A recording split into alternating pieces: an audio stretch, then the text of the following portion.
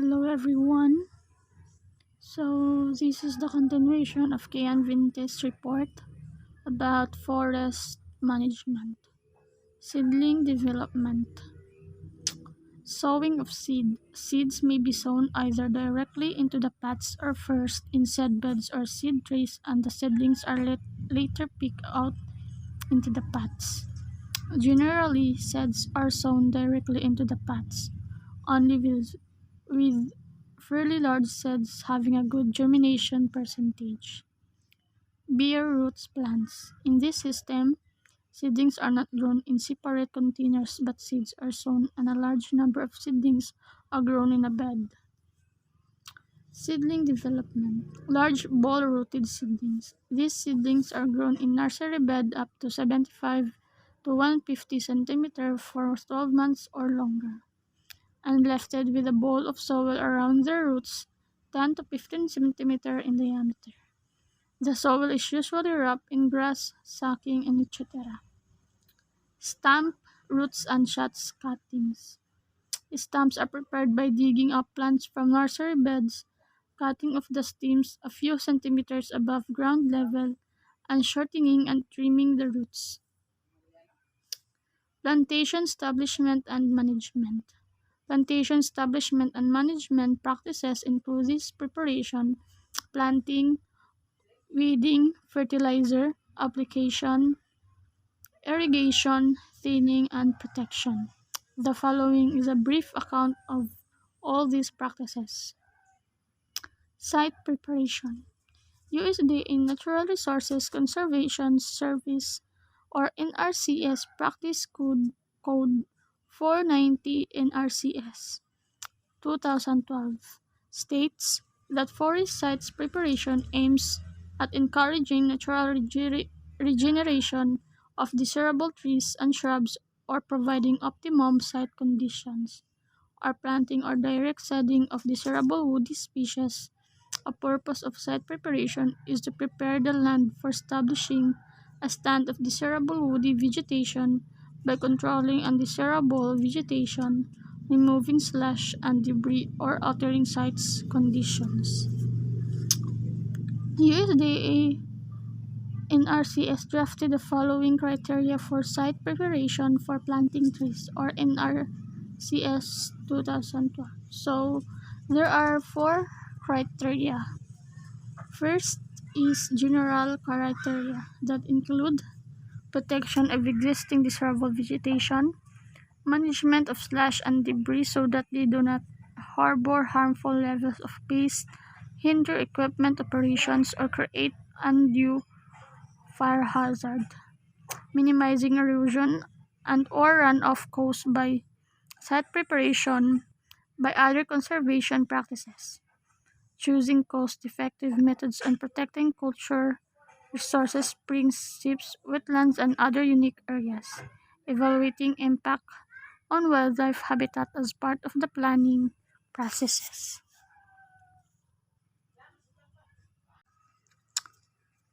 The second criteria, mechanical site preparation criteria. When removal of competing vegetation is a necessity or where a low ridge is desired to prevent loss of young trees. This method can be followed to expose mineral soil for establishing desired species. The criteria for mechanical soil preparation include a heavy desk, bulldozer, cage blade, heavy plow, or other suitable implements can be used to prepare the site. To minimize erosion or runoff, the following criteria shall be implemented. Not more than 50% of the soil surface will be disturbed over the area treated. On sloping areas of 6% or more, all operations will be done on the contour as far as practicable. Additional erosion control practices will be installed as identified in an approved conservation plan. Soil compaction and displacements will be minimized. Ridges prepared for planting on wet sites will be no less than 36 inches 90 cm wide and no more than 12 inches by 30 cm high. these methods is not suitable for steppes and stony soils. So the third criteria is chemical site preparation criteria. The following criteria will be used when preparation with herbicides is selected. Herbicides labeled for only forestry use will be used. The amount, timing, and method of applications will be according to the label recommendations of the manufacturer. Care will be exercised to prevent damage to wildlife and fish population, agriculture crops, and desired vegetation in the vicinity due to herbicide drift, overspray, or runoff. Herbicides will be applied under the direction of a qualified individual. Restricted use herbicides must be applied by a licensed applicator. The last criteria is prescribed burning with criteria. A burning permit should be obtained from an appropriate authority. Burning will not be done on organic soils. All burning must be done according to a burning plan developed by proper authority. So, there are several methods of mechanical sites preparation, including sharing or cage blading, drum chopping, looping, risking, trenching, burning, beading, draining, and etc. Sharing or cage blading is used to remove large numbers of stems more than 4 inches, 10 cm in diameter. Cage blades are bulldozer blades with a sharpened lower edge, angle or V shape, and have a stinger for splitting large trees and stumps. Drum chopping can be effective where brush competition is dense but of a small diameter, or 4 inches. Looping is a cost-effective where scattered large diameter residuals are present. Disking with the heavy dust may be all that is required to prepare a site for natural seeding or direct seeding.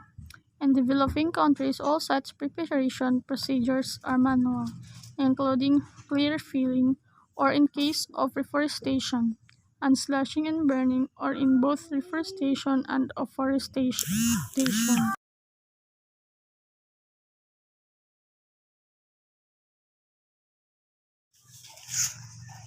Planting. Earlier planting operations were largely manual. Seedlings were planted in niches and holes made with spade, shovel, or boring with an auger. There are single notch and double notch planting methods for bare root seedlings. In single notch system, a single slat is made by pushing the spade to the required depth and by the rocking backward and forward, and the roots are inserted. The spade is withdrawn and the slat is closed with the ball of the foot. Planting. In double notch system, two slats are made with the purpose of creating space to allow the roots to be distributed evenly. Once the seedlings has been positioned in slat, the spade is removed and the soil is firm with the ball of the foot. Larger holes can be made with spades and shovels for seedlings in comparatively large bags or containers. Spacing of 1.8 by 1.8 meters, 3.7 by 3.7 meters, and 4.6 by 4.6 meters have been used for lob- loblolly and slash pines. Studies have shown that there is difference in height growth, which is higher in less density at different ages among different spacings. Smith and Chubb, 1991. The Tongya system of plantation establishment, Burmese taong hill cultivation method can be defined as a reforestation method in which tree saplings and agricultural crops are simultaneously planted at the initial stage of reforestation. Combe, 1982, Evans. Evolved in Burma or Myanmar during the 19th century or 1856, and it had spread to other parts of the world. Blanford, 1958 to 1982. Peasants from areas within or surrounding the forest and sometimes plantation workers were allowed to cultivate food crops within the forest during plantation establishment and early stages of growth. Weeding. Unwanted vegetation or weeds compete with the young seedlings or plants for light, water, space, and nutrients. A thick ground cover may also harbor harmful animal pests, which can destroy the plants. Thinning.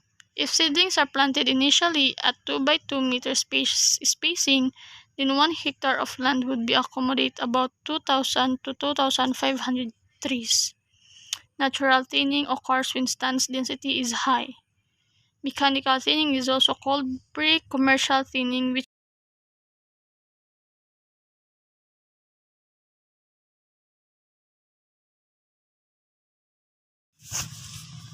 pre-commercial thinning is defined as the removal of trees not for immediate financial return but to reduce stacking to concentrate growth on the more desirable trees.